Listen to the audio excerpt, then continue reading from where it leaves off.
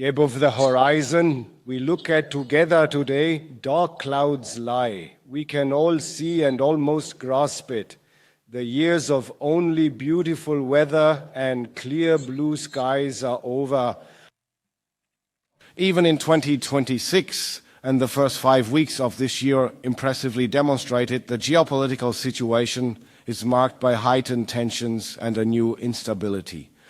The very beginning of this year has already demonstrated with remarkable clarity that Germany, regarding its security policy, is positioned within an environment that could hardly be more complex, more fast-paced and more challenging. The rule-based international order, I honestly don't know how many times I've used this term since the beginning of my tenure, just over 3 years ago. We always first believed it was stable, it was important, and that we had to defend it. I still believe that last part today. But this rules-based international order is much more than would have been truly foreseeable 3 years ago, literally facing a severe test. Ukraine since 2014, many have forgotten that, but they of course certainly haven't.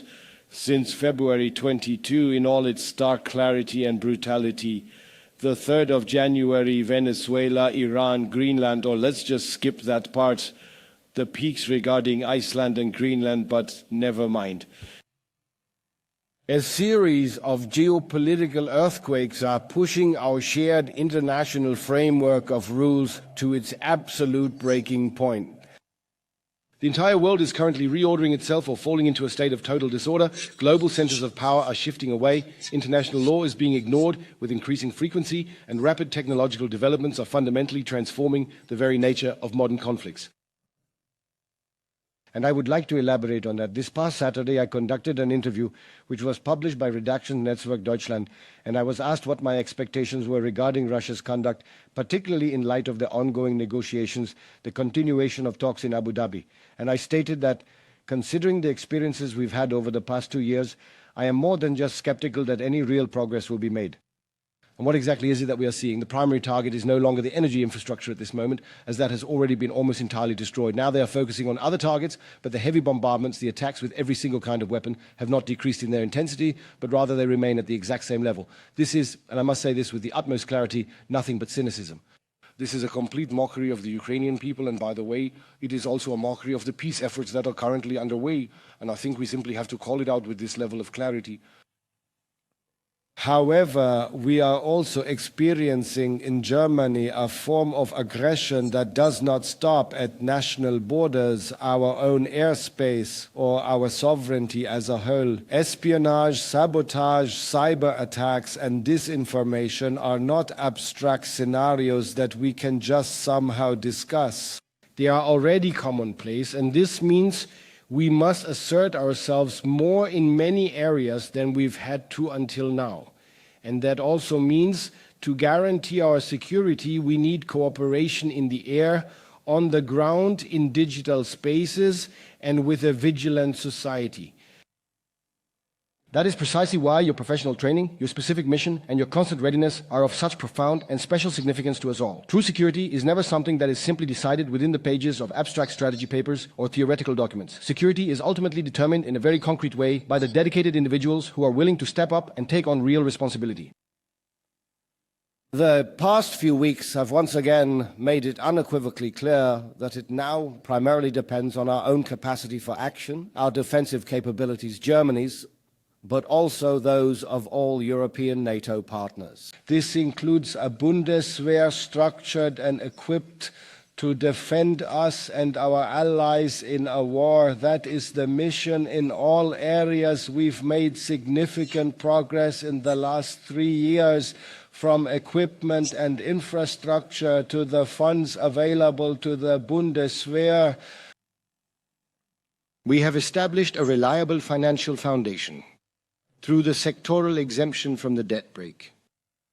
For the first time in decades, we are once again procuring for the Bundeswehr in a time of crises and wars for a growing Bundeswehr for which we want to attract new young men, and more than ever before in the last 30 or 40 years, for the Bundeswehr which must exemplify a clear direction and clear values for its new soldiers. This is of central importance, and I ask all of you today and in the future to actively and responsibly contribute to this, and I thank you. Our goal is to recruit up to 20,000 volunteers by the end of the year. I am convinced that we will succeed in this. And the numbers, the most recent figures, give us reason for optimism. In 2025, we recruited over 25,000 new soldiers. That's an increase of 23% compared to the previous year, and that is the best recruitment result we've seen in 12 years, a real trend reversal. But it's also clear to me, and incidentally, we've now sent out more than 40,000 questionnaires in the first 4 weeks. Even then, I heard some voices at the beginning saying, well, when will that ever amount to anything? Are you delivering the mail with mounted couriers, or will this ever really work out? And yes, it's working, and we've already received a great many questionnaires back. There are no real indications yet. We can't yet draw any definitive conclusions from them concerning what would be a truly representative result. We want to, of course, just yesterday at the Munich Career Center, I personally handed over a medical examination notice to a young man who was born on January 1st, 2008. He had somehow already received his questionnaire during the second week of January and managed to send it back within just one single week. That is how fast it can happen. But I was just going to say that it's also clear that the success of the new military service is not solely decided on paper, even though conditions like attractiveness, pay, and so on are important. But rather, success is truly determined in the everyday routine of the troops, in the way they deal with one another, in the overall quality of their training, in the consistent reliability of all operational procedures, and crucially, time and time again, in the exemplary conduct of their leadership. We are not dealing with the conscript Boris Pistorius from 1980 here, but with young men and women who want to join the Bundeswehr, who say, I volunteer, and they also want to be treated that way. That doesn't mean the training has to change drastically, but it needs to be modernized here too. But the main point is to take them seriously, to meet them exactly where they are coming from. One or another might come to us with some false expectations or with very naive ideas of their own, but we do not want to drive those out of them at all. Rather, we want to show them how it really is in reality. That is why being a role model is also absolutely fundamental here in the way we lead our people every day.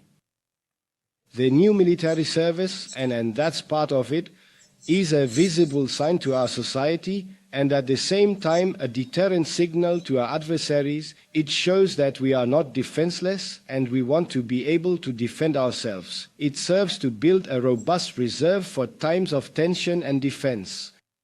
What begins with military service has a lasting impact in the reserves. Our homeland defense forces are distinguished by their strong local roots and regional ties. They know the local conditions. They know the people, they know the critical infrastructure, they know their hood.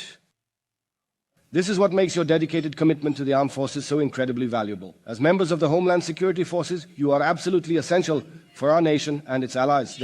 You are one of the most important supporting pillars of our collective security.